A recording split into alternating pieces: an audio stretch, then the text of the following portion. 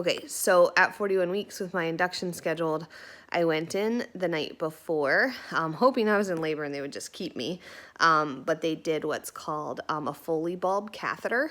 And so they basically insert this catheter with a balloon at the end of it, and they put it inside your cervix, between your cervix and the baby's head, and they inflate it with liquid.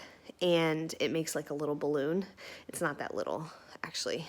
Now, because I was already at 4 centimeters, they told me like it probably wouldn't do that much because it's usually an induction technique that gets you to 4 centimeters. So they said it would probably fall out right away. But we put it in anyway, and it was very uncomfortable after it was in. And I went home and relax and come back the next morning for induction. And it fell out like fairly quickly, and I was super crampy and yuck, and had contractions most of the night. And the next morning, Josh and I went into the hospital. Unfortunately, Rachel, my friend, and my doula is a firefighter, and so she had shift that day, and so couldn't come with us to the hospital. And I was in the Navy. Josh is obviously in the Navy. Like, military, first responders, like, this is just the reality when you have that kind of job.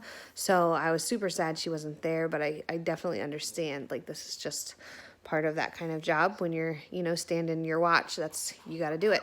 So Josh and I went in. I was having regular contractions already, feeling uncomfortable, and baby break. And so we checked in, and they started my induction. So the plan was, oh, she's going to tip over. Georgia, it's all right. Let everybody see your little peanut head.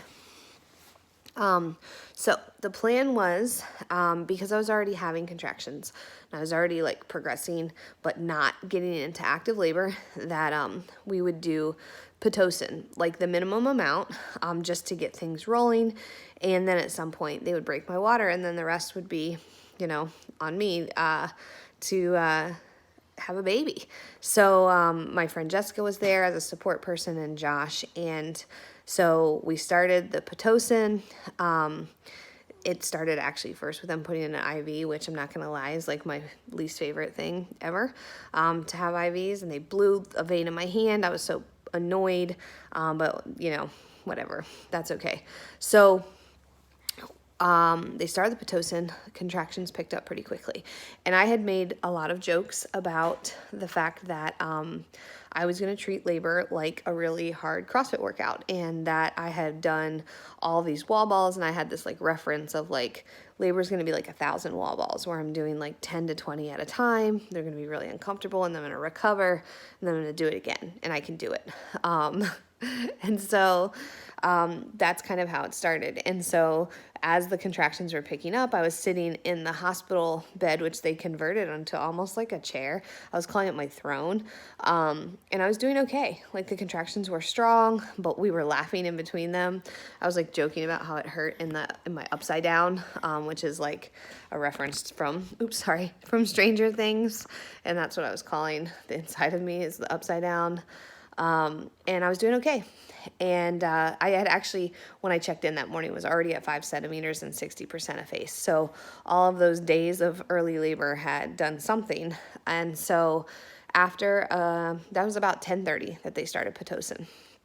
I'm sitting there and I'm hanging out, and probably like just before noon, the midwife came back, checked me again, and said I was at 6 centimeters and 70%, and like we could go ahead and break my water since it was bulging.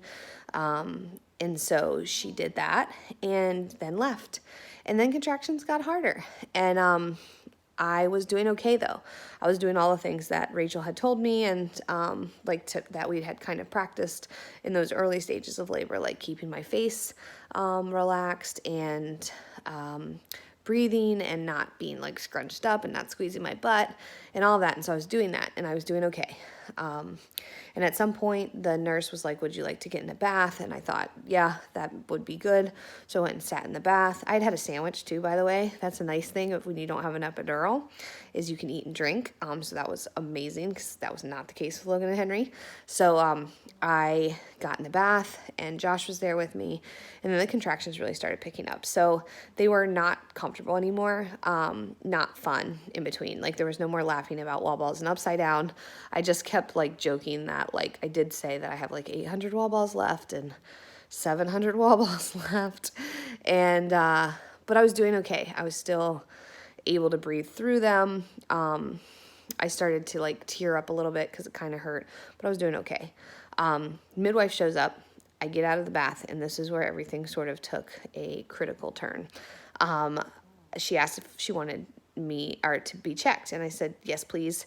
So she did, and she said, you are at 6.5 centimeters and, you know, a little bit more effaced. And it was like mentally that just crushed me because I had been, you know, feeling so much more pain over the past hour. I thought that I was like, you know, making a lot of progress. And so when she said 6.5, for some reason that just like really stuck in my head. And all of a sudden the pain and the contractions just picked up. And I went back to the bath, and they went from like pain scale of like 5 to like 500. And I went from being like in control to not being in control, like super fast. They got very intense, and I was sitting in the bath and I was trying to breathe and I was trying to try different positions. And they just kept getting faster and faster and harder and harder. And I kept thinking to myself, fuck this. I'm only at 6.5. There is no way I can do this without an epidural at this point because this is going to be hours more. I can't do it. And so I started asking for them to take my blood because my platelets had been low. So that way, you know, if I tapped out, then I could have my epidural because it just felt so much worse than I had imagined in that moment. And again, I thought I was at 6.5. So that's why I'm saying that was a critical error, because what I did not know was, as I was sitting in the tub, thinking I was stuck at 6.5 and 800 wall balls to go, was that I was going from 6.5 to 10, like in 45 minutes. And so after being in the tub for a while, they checked on me, and I was saying it feels like I have to poop or I have to push or something that's awful. I quit. Give me an epidural. And just then, my midwife, who I'd seen through my whole pregnancy, who was not actually on duty that day, I had a different midwife who was going to deliver the baby, but the midwife I'd seen the whole time just shows up out of nowhere. She knew I was there, and so she checked on me, and she walked in, and I remember saying to her, like, I'm only at 6.5. I can't do this. Like, there is no way I can do it. It hurts too much. Like, I quit. You know, I don't need to be a hero. I don't want to do this anymore. Like, I can't do it. I was just in delirium. I had lost my mind. I was cursing, and she just looked at me and she's like, I don't think you're at 6.5 anymore. And so she encouraged me to get over to the bed. I mean, I was like, you know, I was just in so much pain. And again, I didn't know that I was actually in transition. So apparently Rachel had warned me, you know, that when you think you can't do it, and you want to tap out, that's about when you're done. But I didn't know that. I just kept saying to her and to Josh and to Jessica that I was at 6.5, and I couldn't do it, and it was too much. And so they had me get up on all fours on the bed to try to like relieve some of the pain, and offered some nitrous gas, which doesn't relieve pain, but is supposed to like help you get into like a little bit of a loopier head state for just a few seconds during the contractions. And so I was trying to like suck down this gas, and it wasn't working. I was screaming into the gas mask. And then my midwife, who was not there to deliver the baby, who was just there to check on me, was like, she's making sounds like she has to push somebody to go get the other midwife. And so the other midwife came in and they checked me, and she was like, your cervix is gone. It's time to push. And I was arguing with her that it wasn't gone. I was still at 6.5. It's not gone. I can't do it. And she's like, no, it's time to push the baby. And so I gave, I think, 4 pushes, I think. And then she came out. And it was the most like white light intensity kind of situation that I've ever experienced. It was also like a tremendous amount of pain, but also a tremendous amount of like joy all wrapped up in the same moment. It was like immediate relief when she was born, like physical relief. It was just crazy. And in a good way. So I think like and again, it went so fast. I mean, she was born at 3:39, I think. And we started the Pitocin at like 10:30. So it went from, me chilling, eating a sandwich, talking about my upside down and wall balls to like, transition at 0 to 100. So that was a little crazy, but it was, amazing. And what was really cool is that, I got to kind of bring her up to my chest and hold her there. They didn't take her away. They didn't clean her off. They just kind of checked to make sure she was breathing okay and that I was okay. And then, we did a delayed cord clamping. So they basically wait till the placenta is delivered and then they clamp the cord, which gets her some extra oxygen and like all that good stuff. And, then they just left us, like Josh and me and Georgia, and we had some like time just to kind of be together. And I have to say, Josh was a trooper through all of this because he wasn't even supposed to be there. And so he was like my ride or die, not quit, like just didn't panic, even though I was in panic mode. I kind of lost my shit there for a bit. And, what was funny is after it was done, everybody was like, you did such a good job, yay. And I said, like, I did not do a good job. I lost my shit, and they were like, that's childbirth. So I guess nobody does natural childbirth and doesn't lose their shit a little bit at the end.